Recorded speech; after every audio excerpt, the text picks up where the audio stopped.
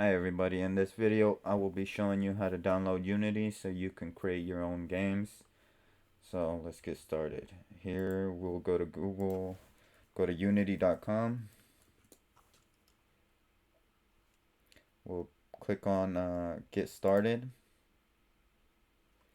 Go to individual. You could click business. You could look at this page, see what plan and price fits you. There's some that you have to pay and there's also free ones. So don't get discouraged by the prices. You could check everything. And then over here in individual, there's student ones that are free, and there's also personal ones that are free. As long as you're getting a revenue or funding less than $100,000 in the last year, you are eligible to get the personal one. So let's say we get the personal one, we get started. If you're a first time user, push start here. If not, I'm gonna put start here even though I've been here and I have it downloaded already. This is gonna download, and once it downloads it will open up. Might take a little bit, usually does. And then if we have time later on in the video, I will also show you oh, how to use Unity a little bit. So we click yes here.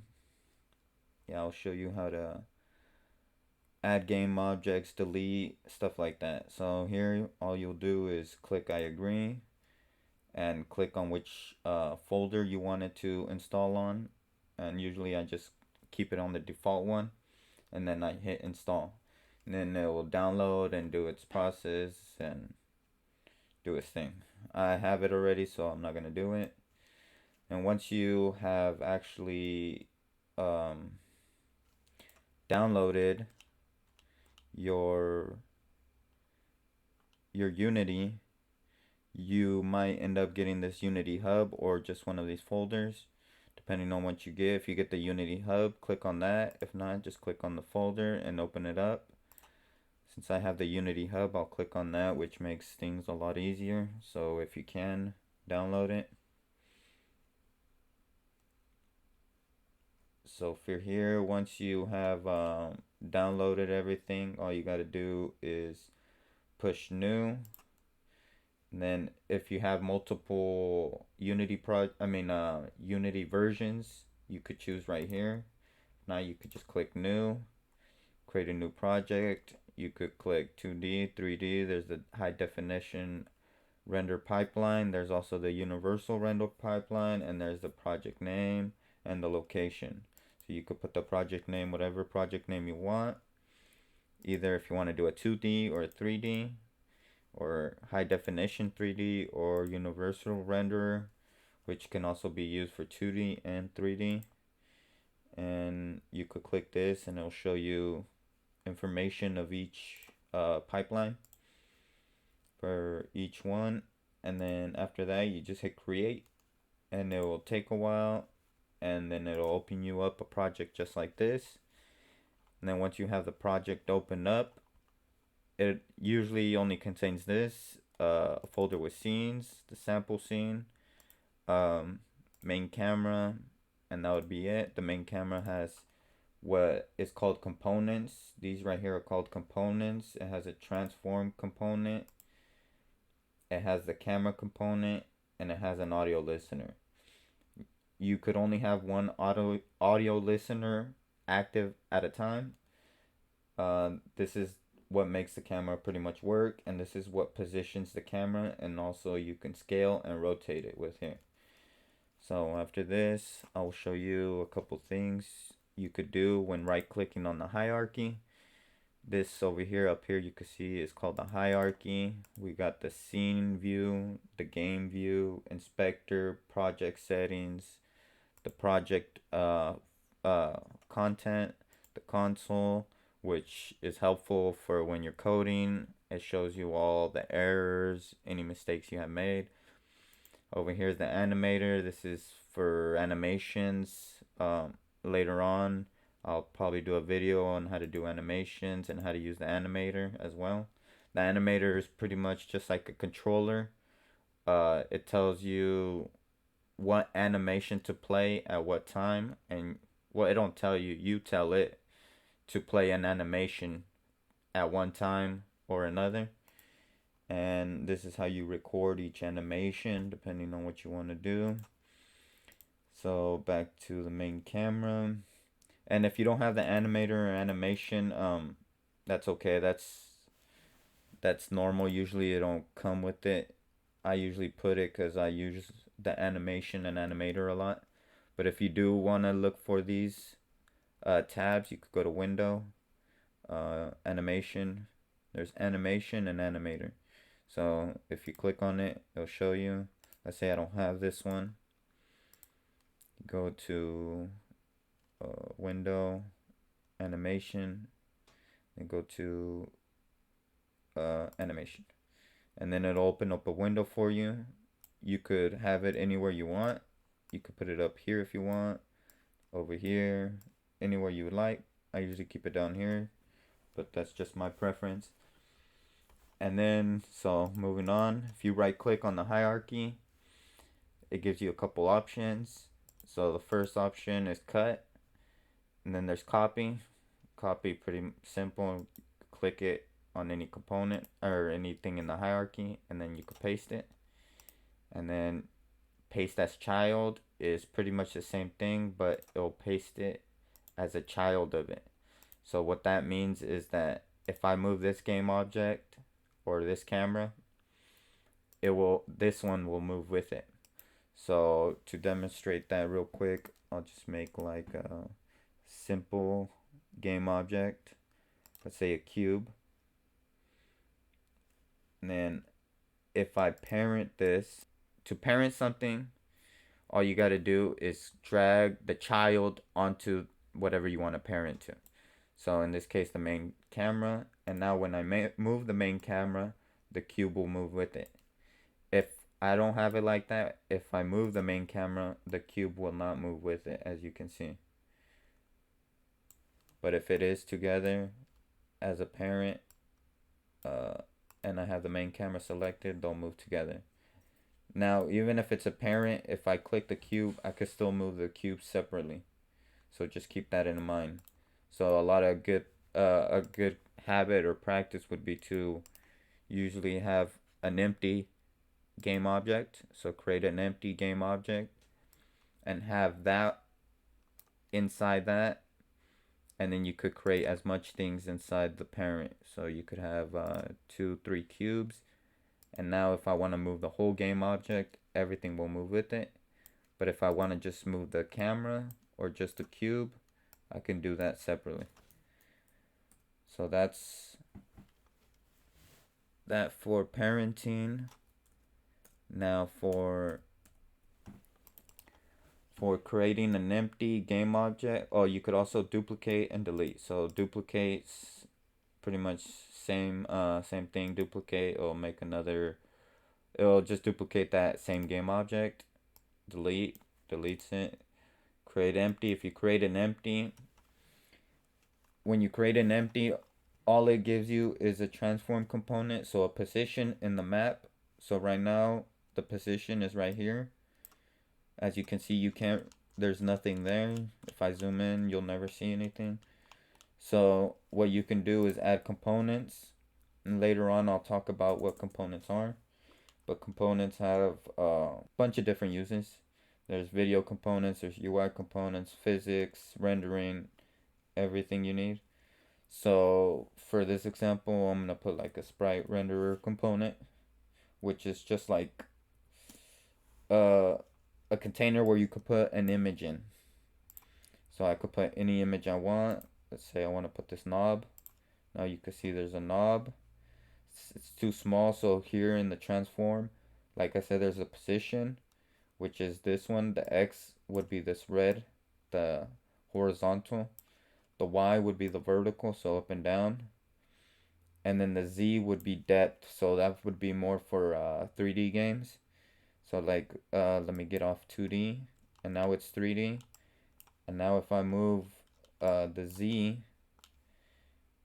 you can see it's moving in and out. Even though in the game view, you don't see it moving out, and in, but it is in the 3D world. So let me reset that. Let me go back to 2D. Right here, you could put 2D or 3D view.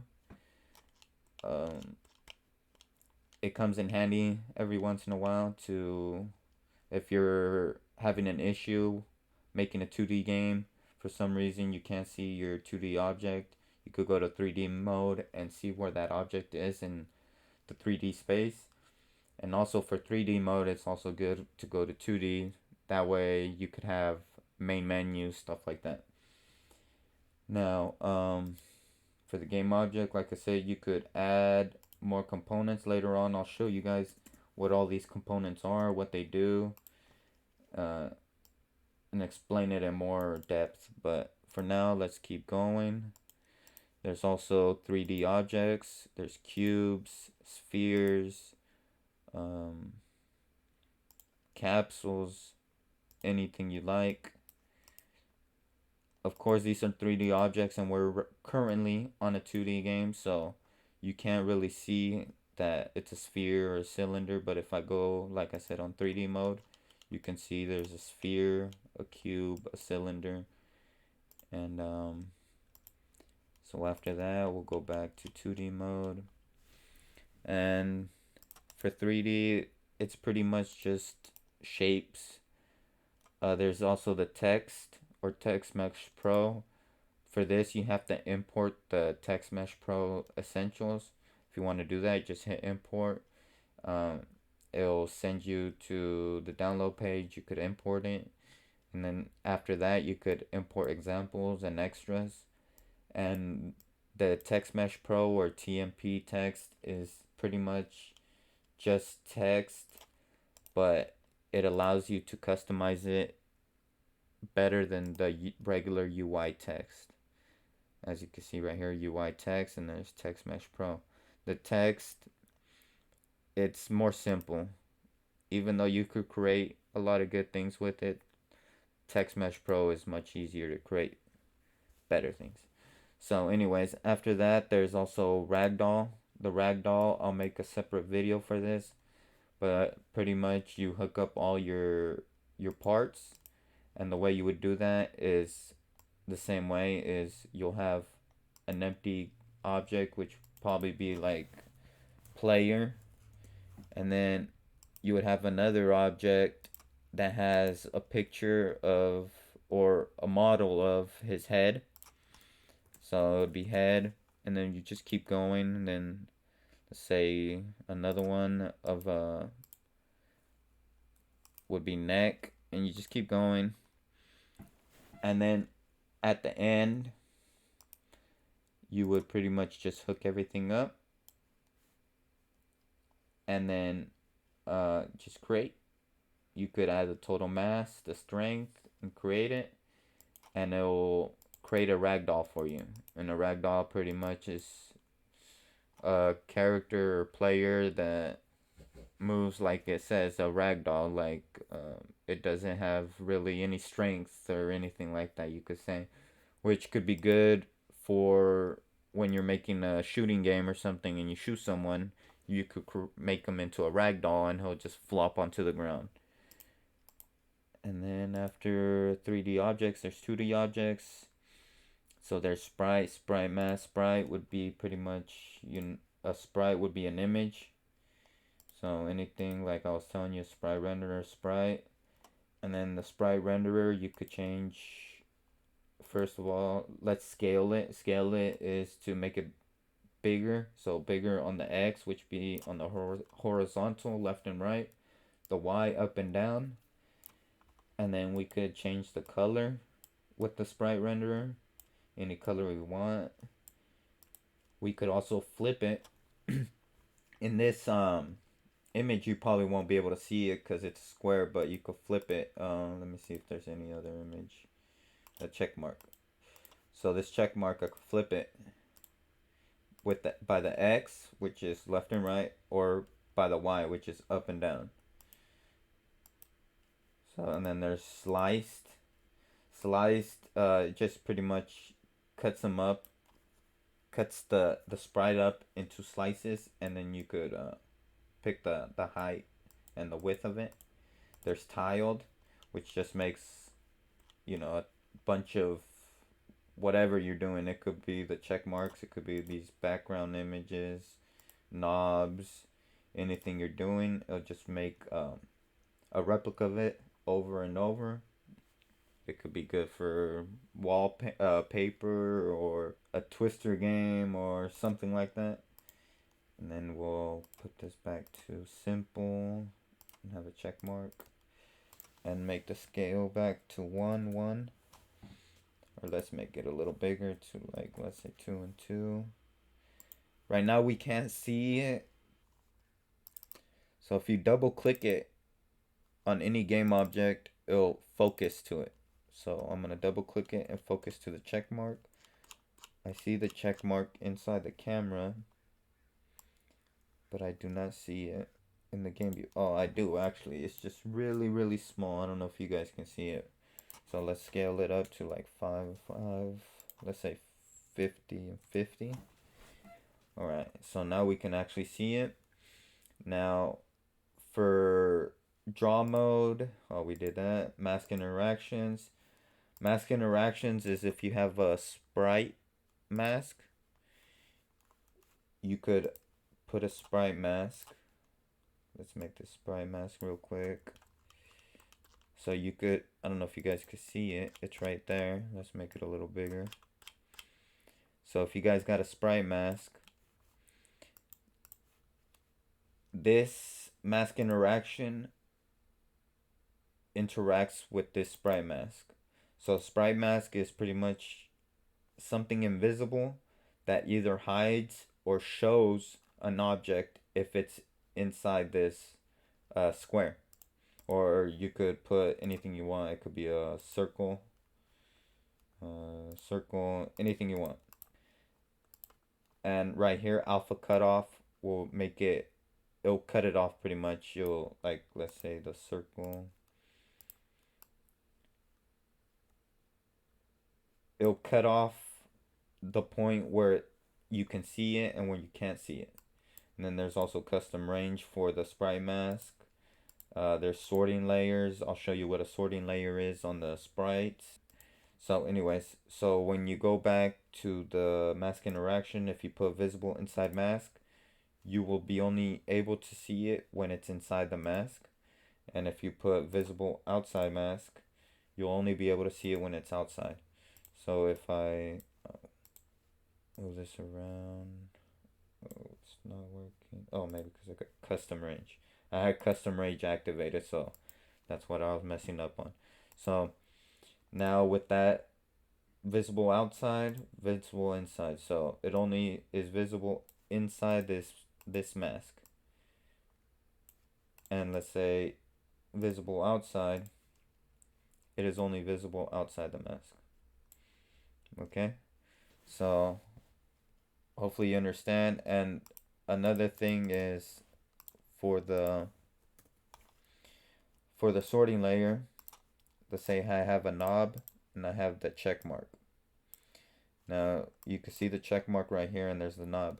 Now let's say I want the check mark to actually, let's rename it real quick.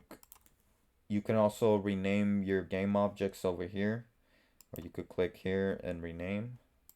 So check mark, and then you can see it got renamed over here too. So the check mark, I want it to be in front of this orange object. So there's the sorting layer. The sorting layer, you could add sorting layers, which if you click on it, here's the sorting layer. You could add a sorting layer, and you could put, let's say, the background layer, and we'll put the background layer to be behind the default layer. So let's make this circle be the background layer, which will be behind the default layer, which currently the check mark has, and any game object has when you first create. So if you go to background, now you see the background is behind it, or the circle is behind it, and now it's in front of that. So let's say if I go to check mark and I put background, it'll do the same thing, but if I wanted to make it visible and still be on the same sorting layer, what I could do is change the ordering layer by, let's say, 1. And you could do the same thing with this one. Let's say you wanted to be in front of the check mark. Since the other one has 1, 2. And that's it. Now, let's see if there's any time to finish any of these. So there's tile map.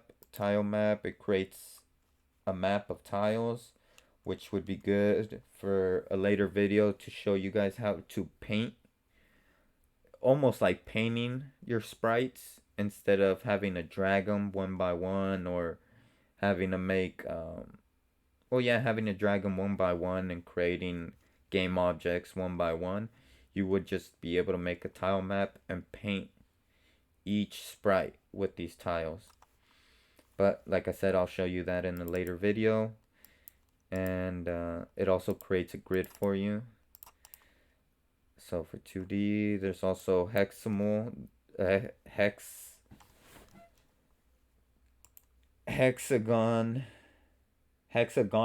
point top tile maps, which does the same thing.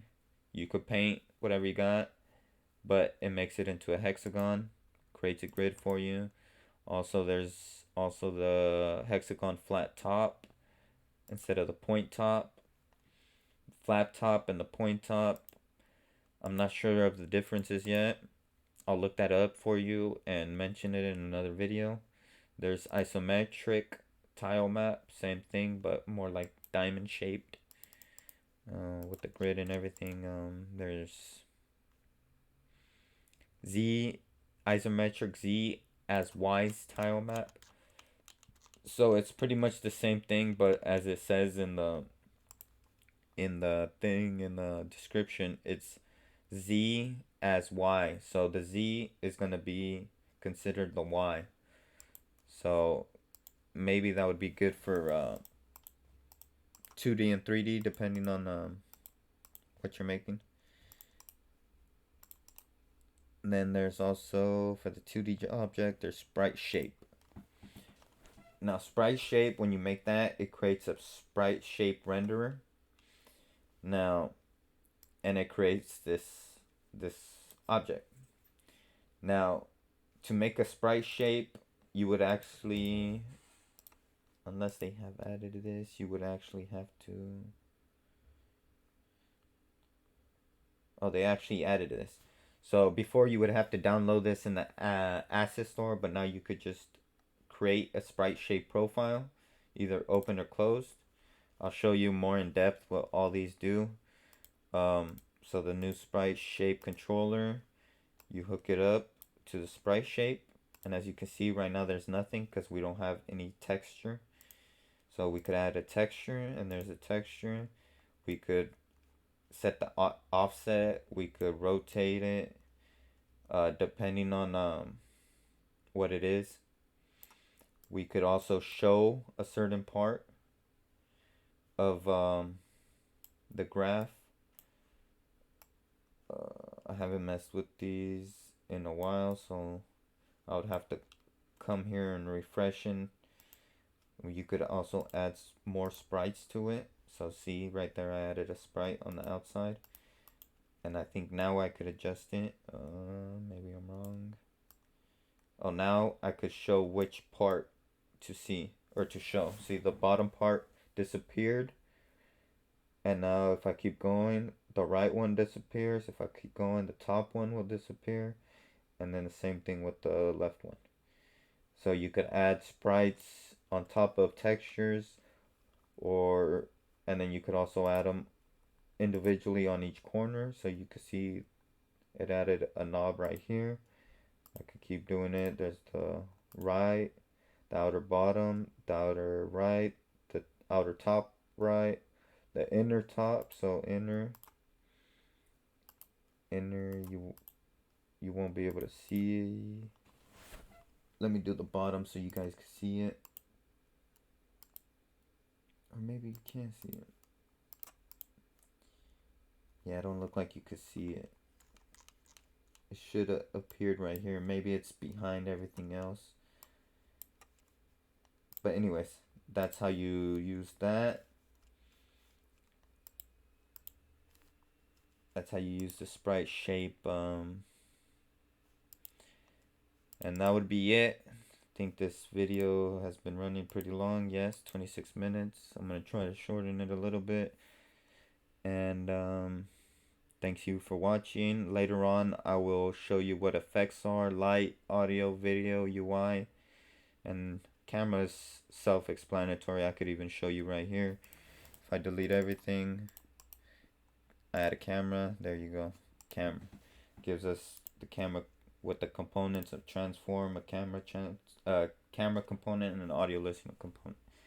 Well, that's it for today. If you liked it, please like and subscribe. If you would like to see a certain video about something, if you would like to hear something more in depth, like the Sprite Mask, or even the Sprite Shape, or one of these hexagonal point tile maps, or even the tile map, just let me know in the comments below and I'll make a video as soon as I can. Thank you for watching, and please like and subscribe.